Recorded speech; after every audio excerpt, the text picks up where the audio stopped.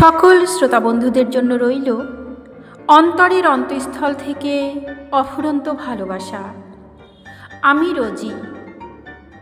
আমি গল্প শুরু করার আগে আপনাদের একটি কথা মনে করিয়ে দিতে চাই।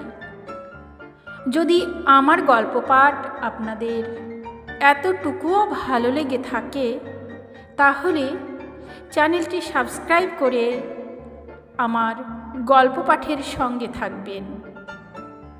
শুরু করছি আজকের গল্প পাঠ। আজকের গল্প আবার মোল্লা নাসিরউদ্দিন, কলমে সত্যজিৎ রায়। শুনতে থাকুন। রাজামশাই একদিন নাসিরউদ্দিনকে ডেকে বললেন, বনে গিয়ে ভাল্লুক মেরে আনো। নাসিরউদ্দিন রাজার আদেশ অমান্য করে কি করে? অগত্যা তাকে যেতেই হলো। বন থেকে ফেরার পর একজন তাকে জিজ্ঞেস করলে, কেমন হলো শিকার মোল্লা সাহেব? চমৎকার, বললেন নাসিরউদ্দিন। কটা ভাল্লুক মারলেন? একটিও না। বটে, কটাকে ধাওয়া করলেন? একটিও না। সে কি, কটা দেখলেন? একটিও না। তাহলে চমৎকারটা হলো কি করে? ভাল্লুক শিকার করতে গিয়ে সে জানোয়ারের দেখা না পাওয়ার চেয়ে চমৎকার আর কি হতে পারে? এক পড়শি এসেছে নাসিরউদ্দিনের কাছে এক আর্জি নিয়ে।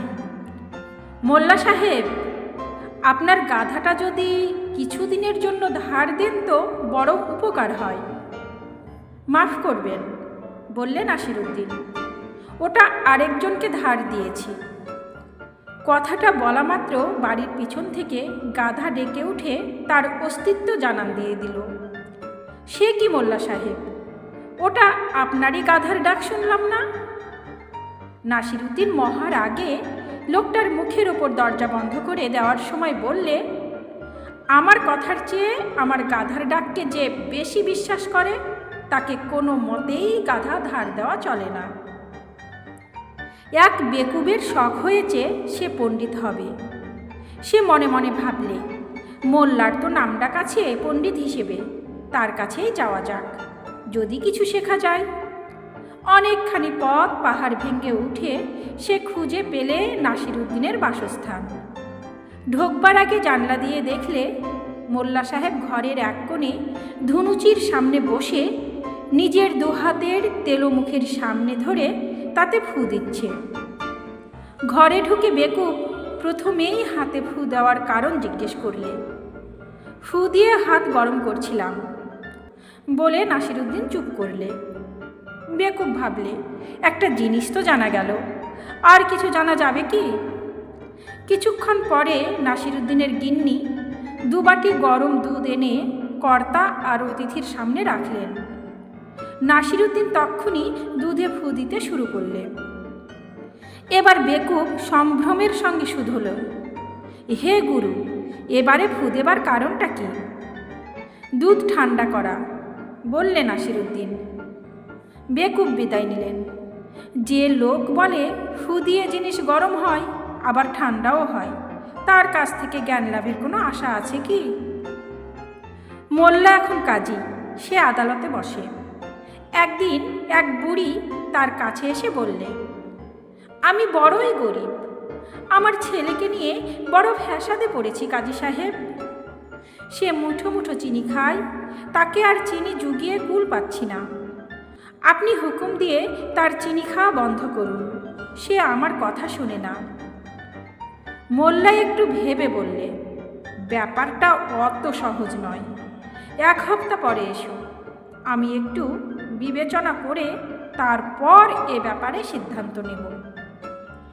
বুড়ি হুকুম মতো এক সপ্তাহ পরে আবার এসে হাজির। মোল্লা তাকে দেখে মাথা নাড়লে, এ বড় জটিল মামলা, আরও এক সপ্তাহ সময় দিতে হবে আমাকে। আরও 7 দিন পরেও সেই একই কথা। অবশেষে ঠিক 1 মাস পরে মোল্লা বুড়িকে বললে, কই, ডাকো তোমার ছেলেকে। ছেলেটি আসতেই মোল্লা তাকে হুঙ্কার দিয়ে বললে, দিনে 8-6 টাকের বেশি চিনি খাওয়া চলবে, যাও। বুড়ি মোল্লাকে ধন্যবাদ জানিয়ে বললে, একটা কথা জিজ্ঞেস করার ছিল কাজী সাহেব। বলো। এই নিয়ে 4 বার ডাকলেন কেন আমাকে? এর অনেক আগেই তো আপনি এ হুকুম দিতে পারতেন। তোমার ছেলেকে হুকুম দেবার আগে আমার নিজের চিনি খাওয়ার অভ্যেস কমাতে হবে তো, বললেন নাসিরউদ্দিন। রাস্তার কয়েকটি ছোকরা ফন্দি করেছে, তারা মোল্লা সাহেবের জুতো জোড়া হাত করবে। একটা লম্বা গাছের দিকে দেখিয়ে তারা মোল্লা সাহেবকে বললে, ওই যে গাছ দেখছেন, ওটাই চড়ার সাধ্যি কারুর নেই, আমার আছে। বলে মোল্লা সাহেব জুতো জোড়া পা থেকে না খুলেই গাছটায় চড়তে শুরু করলেন।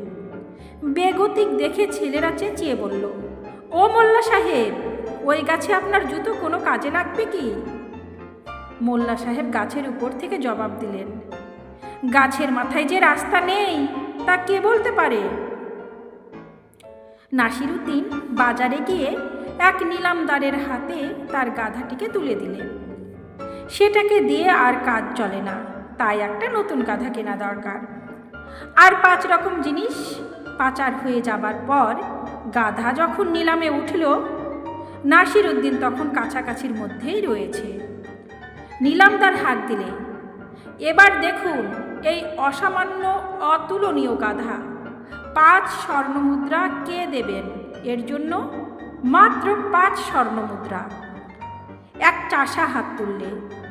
দর এত কম দেখে মোল্লা সাহেব নিজেই হেঁকে বসলেন। 6 স্বর্ণমুদ্রা। ওদিকে অন্য লোকেও ডাকতে শুরু করেছে, আর নিলামদারও গাধার প্রশংসায় পঞ্চমুখ। দর যত বাড়ে ততই বাড়ে গুণের ফিরিস্তি। চাষা ও মোল্লা সাহেবের মধ্যে ডাকাডাকিতে গাধার দাম চড়ে 40 স্বর্ণমুদ্রায় পৌঁছে শেষটাই মোল্লা সাহেবেরই জিত হলো। গাধার আসল দাম ছিল 20 স্বর্ণমুদ্রা, অর্থাৎ লোকসান হলো দ্বিগুণ। কিন্তু তাতে কি এসে গেল? যে গাধার এত গুণ, বললে মোল্লা সাহেব, তার জন্য 40 স্বর্ণমুদ্রা তো জলের দর। নাসিরউদ্দিন মৌকা বুঝিয়ে একজনের সবজি বাগানে গিয়ে হাতের সামনে যা পায় থলেতে ভরতে শুরু করেছে। এদিকে মালিক এসে পড়েছেন। কাণ্ড দেখে তিনি হন্তদন্ত নাসিরউদ্দিনের দিকে ছুটে এসে বললে, ব্যাপারটা কি? নাসিরউদ্দিন বললে, ঝড়ে উড়িয়ে এনে ফেলেছে আমায় এখানে, আর ক্ষেতের সবজিগুলোকে উপড়ে ফেললে কে? ওড়ার পথে এগুলিকে খামচে ধরে তবেই তো রক্ষা পেলাম। আর সবজিগুলো থালের মধ্যে গেল কি করে? সেই প্রশ্নই তো আমাকেও চিন্তায় ফেলেছিল। এমন সময় আপনি এসে পড়লেন। মোল্লা গিন্নি মাঝরাত্রে নাসিরউদ্দিনের ঘুম ভাঙিয়ে বললেন, ব্যাপার কি? চশমা পরে ঘুমোচ্ছ কেন? মোল্লা নতুন চশমা নিয়েছে, খাপ্পা হয়ে বললে, চোখে চালসে পড়েছে, চশমা ছাড়া স্বপ্ন দেখব কি করে? থলেতে এক ঝুড়ি ডিম লুকিয়ে নিয়ে নাসিরউদ্দিন চলেছে ভিন দেশে। সীমানায় পৌঁছতে শুল্ক বিভাগের লোক তাকে ধরলে। নাসিরউদ্দিন জানে ডিম চালান নিষিদ্ধ। মিথ্যে বললে মৃত্যুদণ্ড, বললে শুল্ক বিভাগের লোক। তোমার থলেতে কি আছে বলো? প্রথম অবস্থায় কিছু মুরগি, বললে মোল্লা সাহেব। সমস্যার কথা, মুরগি চালান নিষিদ্ধ কিনা খোঁজ নিতে হবে, তারপর ব্যাপারটার মীমাংসা হবে। ততদিন এ থলি রইল আমাদের জিম্মায়। ভয় নেই, তোমার মুরগিকে উপোস রাখবো না আমরা। কিন্তু আমার মুরগির জাত যে একটু আলাদা, বললে নাসিরউদ্দিন। কী রকম? আপনারা তো শুনেছেন অবহেলার দরুন মুরগির অকাল বার্ধক্য আসে। তা শুনেছি বটে। আমার মুরগিকে ফেলে রাখলে সেগুলো অকালে শিশু হয়ে যায়। শিশু মানে? একেবারে শিশু, বললে নাসিরউদ্দিন, যাকে বলে ডিম। মোল্লা মসজিদে গিয়ে বসেছে। তার জব্বাটা কিঞ্চিত খাটো দেখে তার পিছনের লোক সেটাকে টেনে খানিকটা নামিয়ে দিলে। মোল্লা তৎক্ষণাৎ তার সামনের লোকের জব্বাটা ধরে নিচের দিকে দিলে এক টান। তাতে লোকটি পিছন ফিরে চোখ রাঙিয়ে বললে, এটা কি হচ্ছে? মোল্লা বললে, এ প্রশ্নের জবাব দিতে পারে আমার পিছনের লোক। কারো মৃত্যু হলে শোক জানানোর জন্য কালো পোশাক পরে মোল্লার দেশের লোকেরা। মোল্লাকে সেই পোশাক হাঁটতে দেখে একজন জিজ্ঞেস করলে, কেউ মরল নাকি মোল্লা সাহেব? সাবধানের মার নেই, বললে মোল্লা সাহেব। কোথায় কখন কে মরেছে তা কি কেউ বলতে পারে? নাসিরুদ্দিন রাজাকে একটা সুখবর দেবে, তাই অনেক কসরত করে রাজসভায় গিয়ে হাজির হয়েছে। রাজা খবর শুনে খুশি হয়ে বললেন, কি বকশিস চাও বলো? 50 ঘা চাবুক, বললে নাসিরুদ্দিন। রাজা অবাক, তবে নাসিরুদ্দিন যে মস্করা করছে না সেটা তার মুখ দেখেই বোঝা যায়। হুকুম হলো 50 ঘা চাবুকের।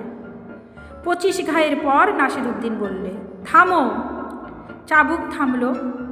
বাকি 25 ঘা পাবে আমার অংশীদার, বললে নাসিরুদ্দিন। রাজপেয়াদা আমার সঙ্গে করার করে ছিল সুখবর পেয়ে। রাজা বকশিস দিলে তার অর্ধেক তাকে দিতে হবে। সমাপ্ত। কলমে সত্যজিৎ রায়।